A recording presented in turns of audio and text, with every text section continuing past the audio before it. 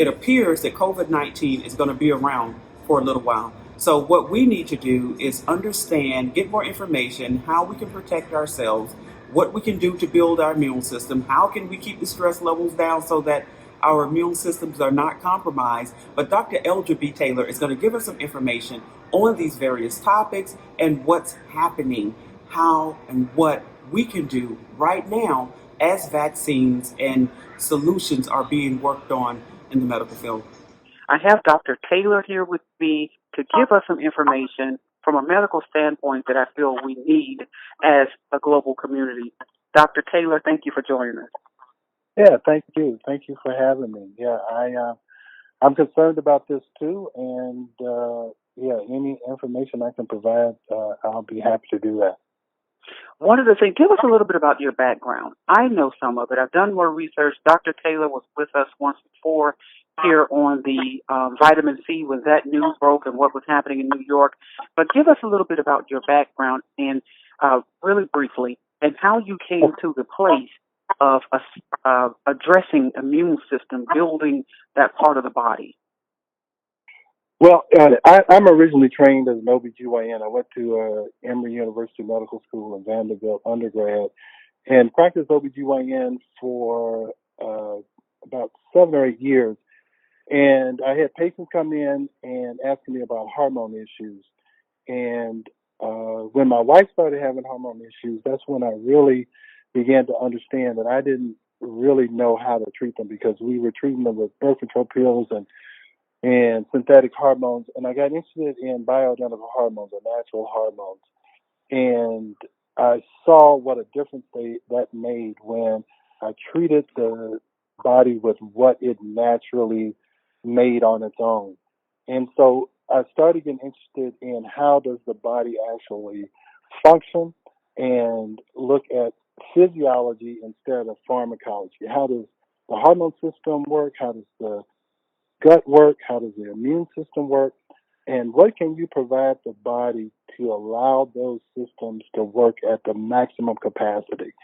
And usually it's not a drug, it's not necessarily a vaccine, but it's providing the body what it needs so that that system can function normally. So by understanding the immune system and saying, what does the body need for it to function at its maximum level? Because we see that they said 25% of the people get infected and don't have any symptoms, and those are the ones who can be carriers, because their immune system is doing what it's supposed to do. It should fight that virus. It should stop the replication of the virus and prevent it from causing that cytokine storm that causes them to be on a ventilator where it inflames that tissue. So that's my background, and what I say, some people say it's holistic medicine, but I call it functional medicine. How can we function at the maximum capacity for the longest amount of time? Right. And so functional medicine is what you refer to it as. You gave us a lot of information there as to how you transitioned and opened your mind to work with the body naturally and what it produces versus going straight to medications. Now, right now, we know that around the world, vaccines are being tested. Scientists are trying to come with medications. My concern in this, and I'm pretty sure a lot of others concerned right now, vaccines and remedies and formulas of that nature take time, but people are losing their lives right now. So the concern with everyone who's breathing and living is, what can we do right now to begin to try to fight off this virus? We need some right now action and going on with that virus. What is your suggestion in that situation? Okay, well, here's what I would say. So here's the way this works. And these are some long words, and you won't be able to pronounce them, but that's okay. There's there's T cells, there's phagocytes and macrophages. Those are the ones that should see an invader and go out and attack it. And the way you build that system up is with probiotics, because the immune system, 70% of the immune system is in the gut. And the gut immune system is very important to make sure that the immune system doesn't go overboard. Because that's what's happening with these patients that are on ventilators. The immune system is going overboard trying to kill this virus, and and what it's doing is killing normal tissue at the same time. So anyway, so probiotics, vitamin D, and vitamin C, taking oral vitamin C to prevent, because what that does is it builds up those phagocytes, T cells, and macrophages so that it can immediately and specifically go after the virus. Now, if that part of the system does not work properly, then you have this thing called the cytokine storm, and those are like weapons of mass destruction. That's like throwing a nuclear bomb on a virus. And so it destroys everything in sight. So that's what happens when these patients die rapidly, is that these cytokines inflame everything. They inflame the lungs. They cause inflammation in the kidneys so that their kidneys shut down. They cause inflammation in the heart and the brain, and these patients die rapidly because that initial part of the immune system was not strong enough to fight off the virus at its earliest stage. So then when it advances, the immune system actually goes overboard and releases these cytokines, and then they are non-specific, so they're going to kill normal tissue and the viral infected tissue. So at that point, that's when you have to use IV vitamin C in order to try and prevent that cytokine storm. And that's what they're using in some hospitals in New York. I hope they will increase the dose. I'm not sure what's happening right now, but that is what was going on in China. But that is the logic behind that. You're right. Vaccines are going to be a year away. And what you worry about when they rush a vaccine is there going to be some unintended consequence from a vaccine? Whenever you introduce something new to the body, there's going to be some unintended consequences because it's something that the body is not used to dealing with. It's a brand new substance. And that's why those have so many side effects whenever you introduce a new drug, a new vaccine. And that's why they're so worried. And that's why you have to have so much testing to try and figure out what the unintentional consequences are. So, a vaccine's not going to do much for us right now. So, right now it's vitamin D. You need to be taking 5,000 international units a day, or you can take up to 50,000 international units, but usually that's a prescription or it's an injection that's given at the physician's office. And you should be taking about 2,000 milligrams of oral vitamin C. It's best if it's buffered, and it's also best if it's bioflavonoids because it helps to make the vitamin C last a little bit longer. And you need to be taking probiotics to help build up the immune system in the gut, and it helps regulate the immune system so it doesn't go overboard when it's trying to fight something off. Because that's what happens when patients have asthma. The immune system is kind of getting out of control over something that's not harmful. And that's what happens with allergies and things like that. It's all about the immune system going too far to try and attack an invader. Right. So the things that we can do, probiotics, which those are pretty much over the counter. People can buy them from various online sites if they're not trying to go outside. So there's probiotics, vitamin D, vitamin C, in addition to the social distancing, staying apart. No doubt about it. Yeah, I don't want to discount all those other things. You definitely need to do all those other things. So I'm saying do this in addition to, not instead of. Exactly. Because today we know that some of the drugs, the FDA is reporting that the drugs that some are the president spoke about, they're running out. They're shortage of anti-malaria drugs, and I know some of this is in the testing phase, and they're trying to figure it out. And some people have taken some other drug here in recent weeks, and it ended up being fatal to those individuals. So we're just trying to get the natural formula that people can use just to get their immune systems up in the meantime while these things are happening. One other thing I want to talk about really quickly is stress. Folks are having anxiety attacks. They're getting stressed out. If they sneeze, that we don't know, because it's still in winter months and cold in some places. People have allergies, with green pollen flying everywhere. So people are panicking. In addition to seeing lives lost, news reports everywhere, which brings on stress and anxiety. People are not sleeping.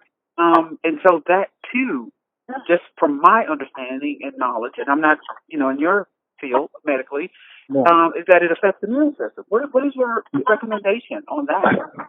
Yeah, no, it's no doubt about it. Yeah, we wrote a book called The Stress Connection, and stress is connected to everything. It causes everything to not be able to function as well. And you know that. When you're stressed, your blood pressure goes up. You're stressed, you don't feel like eating. You get knots in your stomach. And when you have worked long hours or you traveled for long, it's much more likely that you're going to get a cold or the flu because you've been in a stressful situation. So there's no doubt about it. Stress suppresses the immune system. So yeah, looking at the news 24/7. I know you want to stay informed, but hearing that same thing over and over again, it's not healthy. I mean, we know we've got a problem. We understand the problem. We take action for the problem. And I'll tell you, when they did experiments on stress, as Dr. Selye, what causes the most amount of stress when you are in a situation where you feel like you have no control? It's like when they shocked the rats and they had no escape, they just whittled away and died because they knew they had no control over the situation. So that's what I'm trying to do, is to say, yes, you have to take control, because if you feel like you're helpless, that is going to stress you out more, and it is going to cause your immune system to be suppressed more. So you have to feel like you are able to take some type of control. So the social distancing, all that stuff, that a lot of people, they feel like they're locked in the house and they're helpless. But you can do these other things. Don't look at that news. Binge watch Netflix comedies. Do something, to relieve the stress, and don't just sit there and worry about it, because worrying has never accomplished anything. Right. And it's very hard for you to think quickly, think clearly when you're stressed, when you're panicked. You make bad decisions. So you have to figure out a way to relieve that stress so you can think clearly about what you need to do. What are you going to do about your finances? What are you going to do about your kids' school? You have to try and not panic. And I think that is really, really good advice. Some of that that you're saying, I do that myself. My work is pretty high and intense, and so I have to wait a minute. Let me just unplug, watch a movie, or do something so my mind, so I can free my mind, so that I can think clearly on what it is that I need to do and come up with a plan of action. Some of the things that you have mentioned to us here, we appreciate your jumping on the phone with us and talking with us and sharing with us. Can you give me the name of that book? What's the name of that book, and how can we, specifically about the stress? Because I respect, like I said, it's happening now, and some people know how to take control of it. Like you said, probably exercising in the house, playing games, Netflix, or whatnot. But some people need a little bit more help, and things may intensify. But anyway, so all the help, we're just trying to get as much help out to folks to try to make it through the situation. And so the name of that book that you spoke of, that you've written, what's the name of it again? And where can people buy it? I'm sorry. It's The Stress Connection. And it's The Stress Connection. By Dr. Eldred and Ava Taylor. It's on Amazon. You can also go to our website, taylormedicalgroup.net, and our Taylor MD formulations. That's a supplement company we have. So, but you can get it off Amazon, The Stress Connection by Dr. Eldred and Ava Taylor, and our website, taylormedicalgroup.net. You can purchase it there also. So, and then I have a YouTube channel that has some videos about stress, and you can just look up my name, and I have several videos on YouTube talking about hormones and stress and different things. But then I have immune system. And that's so people can just Google. You're located in Atlanta, Georgia. People can just Google Dr. Edward Taylor, or they can Eldred, go to Eldred. okay, Eldred. I'm sorry, Eldred Taylor. Or Mm-hmm. they can go to what's that website again? TaylorMedicalGroup.net. Mm-hmm. Okay, TaylorMedicalGroup.net. Mm-hmm. And TaylorMDFormulations.com. TaylorMDFormulations.com. We'll put that in there. Yes. Okay, thank you so much for speaking with us. The book, we want that. We need to get that out, and also all of the insight that you've given us, and we hope that. How?